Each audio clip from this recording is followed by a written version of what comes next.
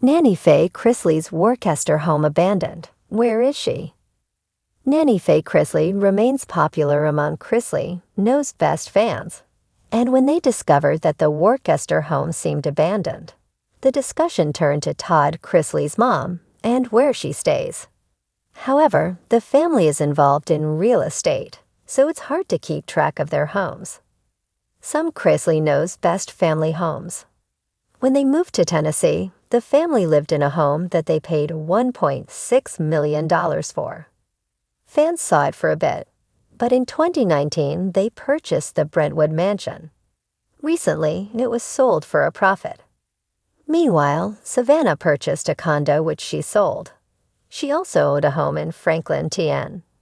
It is believed that the Worcester house is owned by Chase Chrisley via a trust, but it's thought that Savannah lived there for a while. At one stage, Nanny Faye Chrisley stayed in Savannah's Keith Street home, but she moved out after it was sold. However, nobody knows where she moved to. And as someone on Reddit pointed out, the Worcester house seems abandoned, so she doesn't live there.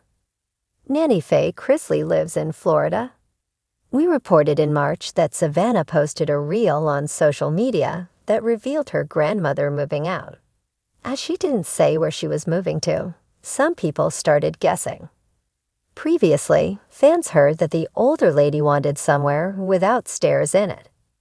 Chrisley Knows Best fans concluded that Nanny Faye Chrisley possibly moved into a home with Chase in Florida. That occurred after someone saw him on a TikTok live where he claimed that he and his grandmother were moving to Florida. What happened with the Worcester home? The OP on Reddit who discussed the home thought to be owned by Chase or Savannah wrote. In the comments, people wondered where Nanny Faye Chrisley moved to, and the story about Florida arose again. But it's interesting that more people discussed the house on Worcester Doctor. I think Worcester House is Chase's, as I seem to recall him posting pics of it. The Carisbrooke house Todd and Julie were renovating near the end of the series sold in March for $3.3 million per Redfin. Nanny was living in Savannah's house on Keats St, but it was listed as sold on 4/8 for $1.257 million on Zillow. I knew they sold one house, guessing for legal fees. Surprised they would let it just sit, at least get a tenant in there. Regarding the whereabouts of Nanny Faye, one Chrisley Knows Best fan said, Nanny Faye Chrisley's Worcester home, a place that once stood as a beacon of warmth and laughter, now sits eerily quiet, its windows dark, its garden overgrown, and its front porch bare. For fans of the Chrisley family, this scene feels jarringly out of place. The family matriarch, with her ever-present wit, fiery spirit, and boundless love, was the heart of that home. Yet now, it seems as though time has forgotten the quaint house in the heart of Worcester. Rumors began to swirl when Nanny Faye, who was always so active in her family's reality show Chrisley Knows Best, seemed to vanish from the public eye. She had become an icon for her witty one-liners and spirited antics, making her a beloved figure both on and off the screen. Fans adored her larger-than-life personality, her boundless energy, and her endless wisdom sprinkled with a sassy Southern charm. But now the question that lingered was simple yet troubling. Where is Nanny Faye? The old Worcester house, once brimming with life, was where Nanny Faye held court.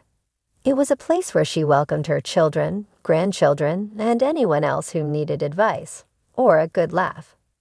The house, nestled in a quiet neighborhood, was known for its vibrant flowers that lined the walkway, a bright front door that beckoned visitors inside, and the smell of freshly baked pies wafting through the air on most afternoons. It was a home in every sense of the word, a sanctuary filled with love, humor, and the occasional mischievous prank. But now it stood abandoned. The once carefully manicured lawn was now overrun with weeds. The bright flower beds had withered away, leaving behind nothing but barren patches of dirt. The front door, which had always been adorned with seasonal wreaths, now sagged on its hinges, as if the house itself was mourning the absence of its beloved caretaker. Even the familiar rocking chairs on the porch, where Nanny Faye would sit and regale anyone who'd listen with tales of her youth, were gone, as if they had simply vanished along with her. For months, fans speculated.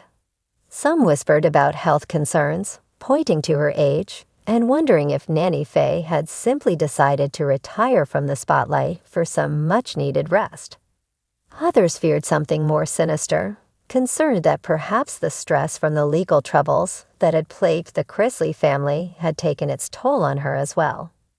The family, famously known for their luxurious lifestyle and often over-the-top personalities, had faced their share of drama over the years. But Nanny Faye had always seemed to rise above it all, a source of steady, unshakable strength.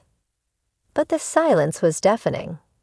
Todd Chrisley, Nanny Faye's son and the central figure of Chrisley Knows Best, remained tight-lipped about his mother's whereabouts. The family, typically so vocal about their personal lives, offered no clues. It was as if a veil of secrecy had been drawn around Nanny Faye, leaving her fans desperate for answers. One day, a local Worcester neighbor, who had lived next door to Nanny Faye for years, was spotted walking by the now-abandoned house. When asked if they knew what had happened, the neighbors shook their heads sadly. "It's been months since we've seen her," they said. "She used to come out every morning, early around sunrise, and water those flowers of hers. Even when her kids were here, that garden was her pride and joy. But then she just stopped. One day she was here, and the next, it was like she disappeared." The neighbor's words did little to soothe the growing anxiety among Nanny Faye's fans. Online forums buzzed with speculation, with some fans even launching their own investigations. Photos of the abandoned house began circulating on social media, each one more heartbreaking than the last. It was hard to reconcile the image of that lonely, dilapidated home with the vibrant, lively woman who had lived there for so many years. And then, just as suddenly as the speculation had begun, there was news. Nanny Faye, it turned out, had not been taken by illness or overwhelmed by family strife. Instead, she had quietly relocated, away from the prying eyes of the media and the stress that had accompanied the Chrisley family's legal woes. She had chosen to start fresh in a new location, far from the chaos that had consumed her family over the last few years. A close family friend, who spoke on condition of anonymity, revealed that Nanny Faye had found peace in a small coastal town. She had always loved the ocean, and in her later years had longed for the serenity that only the sound of waves crashing against the shore could bring. Now she was living a quieter, simpler life, one where she could spend her days as she pleased, without the pressures of the reality TV spotlight. The friend assured fans that Nanny Faye was doing well. She had embraced her new life with the same enthusiasm that had made her a fan favorite on Chrisley Knows Best. She still kept in touch with her family, though her visits were now fewer and farther between. But for Nanny Faye, this new chapter of her life was about finding her own happiness, away from the cameras and the drama. As for the Worcester home, it remained abandoned, a silent reminder of the life Nanny Faye had left behind. Perhaps one day it would find new owners, or perhaps it would continue to stand as a monument to the matriarch who had once called it home. But for now, its story, like Nanny Faye's, was one of transition, of endings, and new beginnings.